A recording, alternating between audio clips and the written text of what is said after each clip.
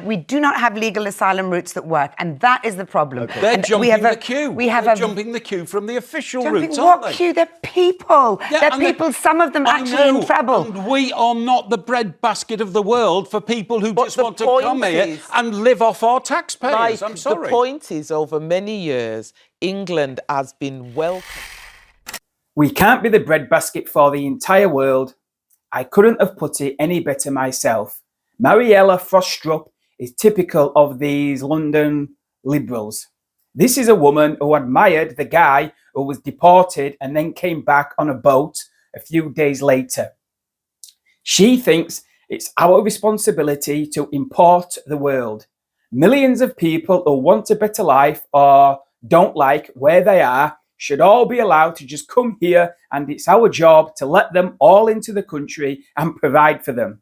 She's not bothered about how that affects the British people. All that matters to her is the rights of everyone living in the third world. Mike Perry then pointed out, what about the recent murders committed by asylum seekers? She just dismisses it. The attitude is pretty much, oh well, some will be murderers and terrorists, but we'll just have to accept that as part and parcel of our international obligations to these people. Problem is, these horrific attacks are not isolated incidents, and we are seeing more and more of them on the news. Our whole worldview is deranged.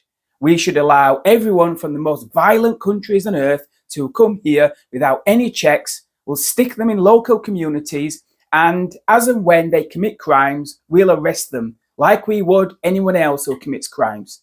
It's completely backwards. All it shows is the utter disregard people like her have for the British public.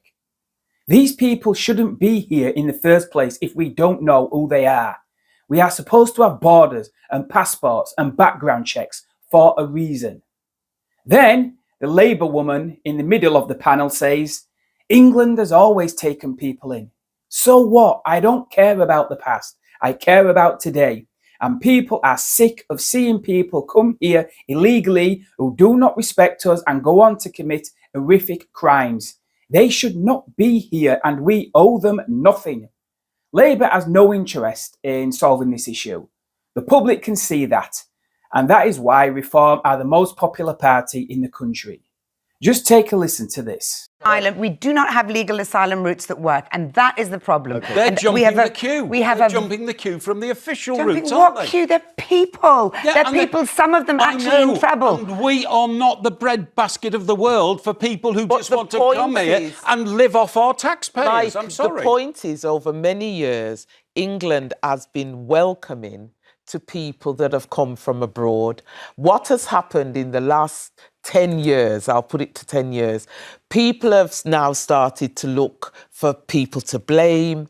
People feel that they've been left behind. Society feels that those foreigners are coming in and they're taking what we should have. And I actually agree with you. It's wrong because people bring things with them. I agree with you also. The asylum system is broken. Okay. It needs to be sorted out. But if you have no legal routes to get in, you let the cat out. There is an issue. Well, it is the issue. I'm just going to. This is may or may not be relevant to our last discussion. Asylum seeker who murdered man inside bank jailed. These are the stories that need to be in the headlines. Habi Noor stabbed Govinda Johal at a Lloyds Bank branch in St Peter Street in Derby earlier this year. So what had happened was Noor claimed asylum in October last year. He just arrived. The Home Office said no in January because they said he didn't have to come here. On the day of the killing, he'd been in contact with the charity called Migrant Help. In a number of calls that started in the morning and into the early afternoon, he was aggressive and made threats to take his own life and to kill other people.